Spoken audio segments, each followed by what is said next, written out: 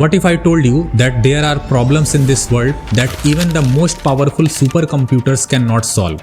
Not because they are slow, not because they are outdated, but because they are thinking the wrong way. Right now, somewhere on Earth, there are computers running calculations that would take longer than the age of the universe to finish.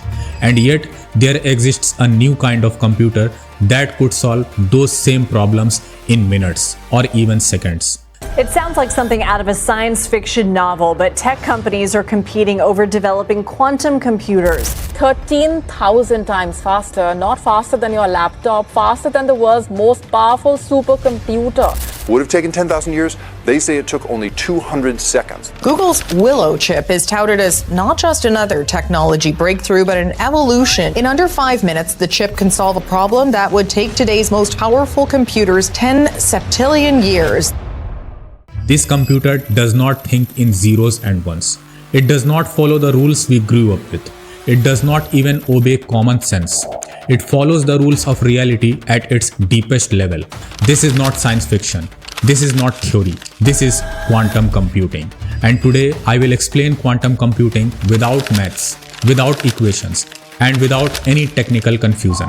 By the end of this video, you will understand what quantum computers are, how they think, why they are so powerful, and why they may completely reshape the future of humanity. Let's begin.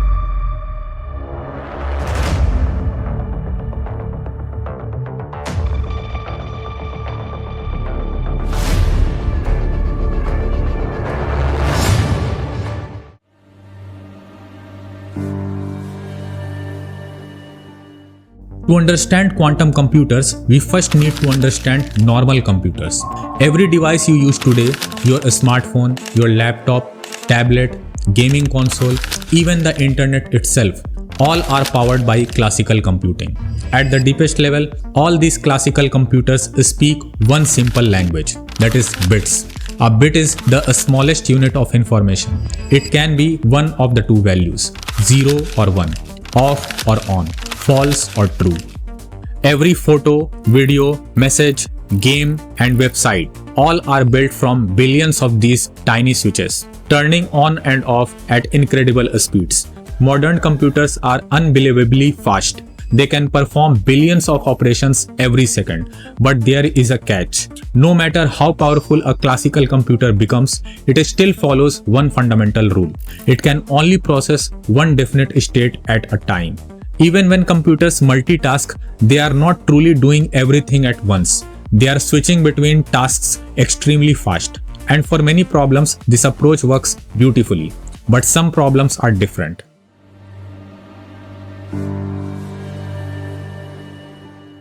Imagine you are trying to unlock a safe.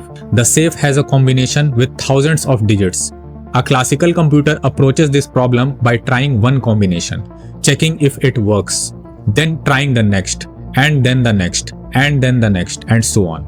Even if it tries billions of combinations per second, the number of possibilities grows so fast that the task becomes practically impossible.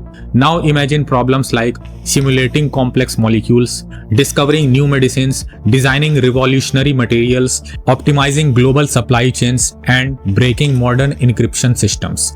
In these problems, the number of possible outcomes explodes exponentially. Classical computers don't fail because they are weak. They fail because they must check possibilities one by one. So scientists asked a radical question. What if a computer didn't have to choose between 0 or 1? What if it could explore many possibilities at the same time? To answer that, we had to look not at computers, but at the universe itself.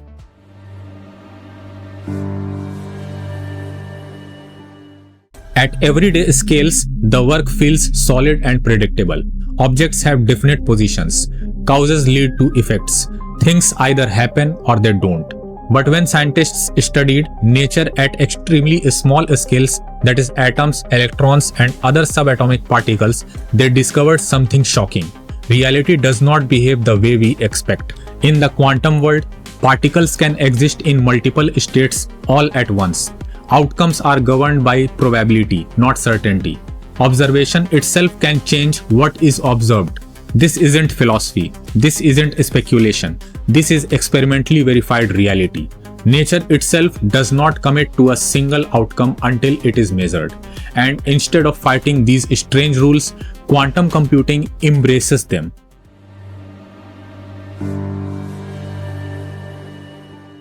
Classical computers use bits. Quantum computers use qubits.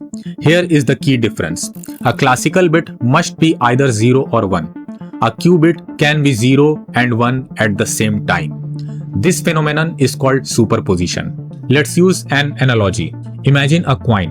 When the coin is lying flat on a table, it is either heads or tails. That's a classical bit. But when the coin is spinning in the air, it is not heads or tails. It is a blend of both possibilities at once. A qubit is like that spinning coin.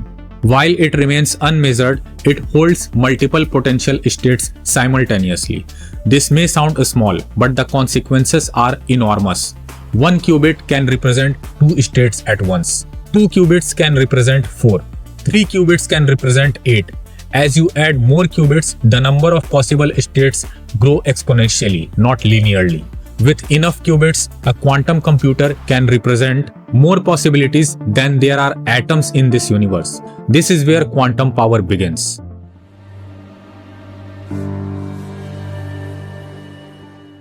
Superposition alone is powerful, but quantum computing has another weapon: entanglement. When qubits become entangled, they are linked in a way that defies classical explanation. If you measure one qubit, the state of the other becomes instantly determined, no matter how far apart they are. It is as if the qubits are not separate objects, but parts of a single system.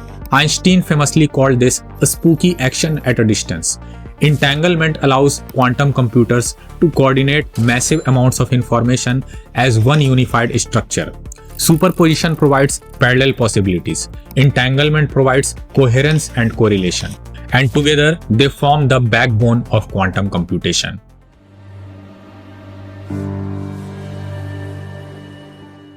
A quantum computer does not try every answer one by one.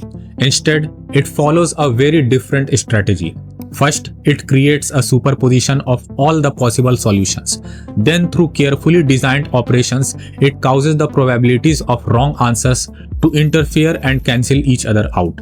At the same time, the probabilities of correct answers are amplified. Finally, the system is measured. The act of measurement collapses the quantum state into a single outcome, one that is statistically far more likely to be the correct solution. This is not brute force. This is probability sculpting. Quantum computing is less like calculation and more like guiding reality towards the right answer.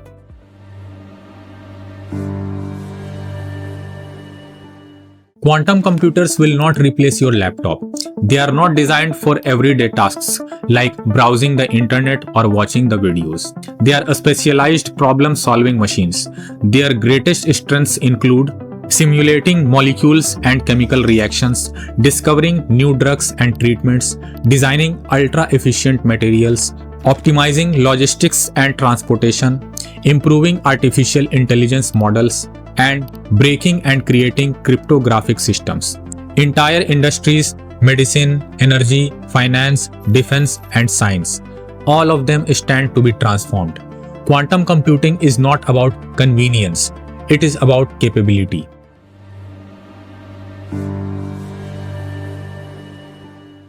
Despite their power, quantum computers are extremely fragile. Qubits are sensitive to heat, noise, vibrations, and electromagnetic interferences. Even the smallest disturbances can destroy quantum information.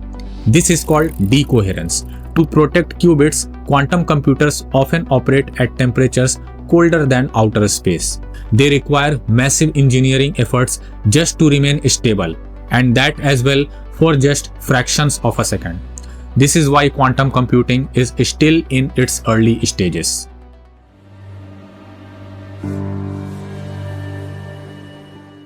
Quantum computing today is similar to classical computing in the 1940s and 1950s. Large, expensive, and experimental. We are still learning how to control qubits reliably, correct errors, and scale systems to useful sizes. but progress is accelerating. The question is no longer whether quantum computers will work. The real question is, when will they cross the threshold from experimental to revolutionary?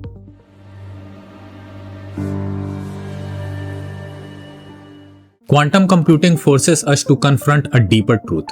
Reality is not deterministic. It is not simple. It is not intuitive. At its core, the universe is probabilistic, interconnected, and far more powerful than we imagined. Quantum computers do not just compute, they reveal how reality itself processes information.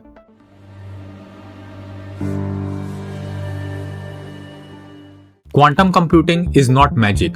It is not mysticism. It is what happens when we stop forcing reality to behave like our intuition and instead learn to work with it. The future of computation will not just be faster, it will be fundamentally different. If this video helped you understand quantum computing without confusion or math, make sure to like and subscribe. This is Curious Quantum, where we explore the biggest ideas that shape our future. Because the future isn't just coming, it's already computing. And as always, thanks for watching.